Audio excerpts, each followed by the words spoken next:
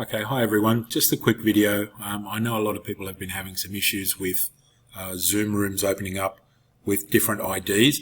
Probably should have covered this in the document that I sent out, but you need to change some settings. So I'll just quickly show you using Screencast what I mean.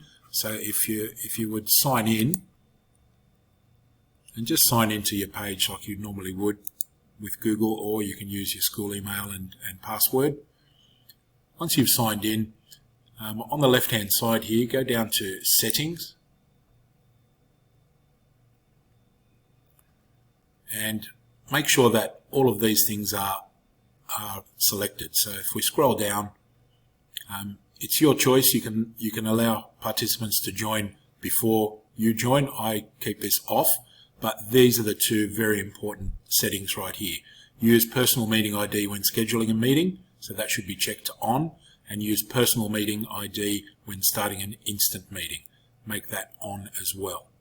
These two will ensure that whenever you open or host a meeting, the meeting will be on the URL that you've sent out to everybody.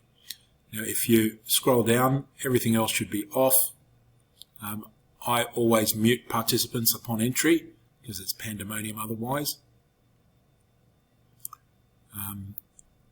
I'm allowing the chat for now, but if you don't want them to chat, you can keep that off, and they won't be allowed to chat while it's in the meeting.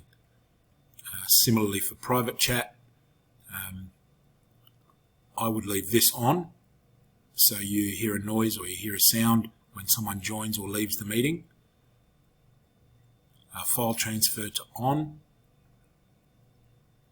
Show meeting control bar, screen sharing on.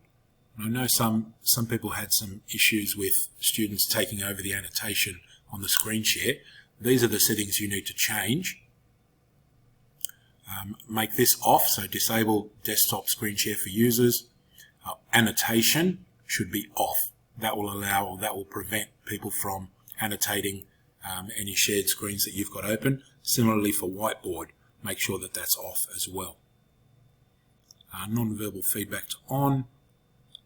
Allow removed participants to rejoin. Well, that's up to you. I've left that off, but you can leave that on. That way they can just rejoin straight away.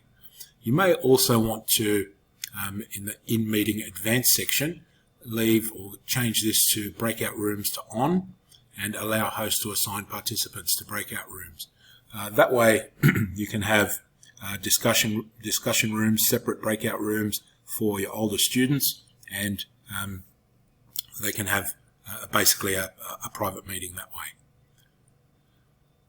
All the rest of these I've left off. You may want to check this virtual background business. I've had a lot of students mucking around with their virtual background.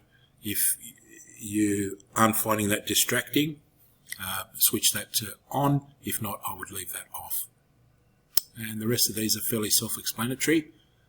Make sure that you have a waiting room. Show a join from your browser link at the bottom of that web page. And I've got these two marked on, email notification. And that's basically it. Once you've done that, it should save automatically, and that will ensure that whenever you're hosting a meeting on the fly, or you just click the host a meeting button up here with video on, it will create that meeting with your specific URL and not generate a different one. Okay, thank you.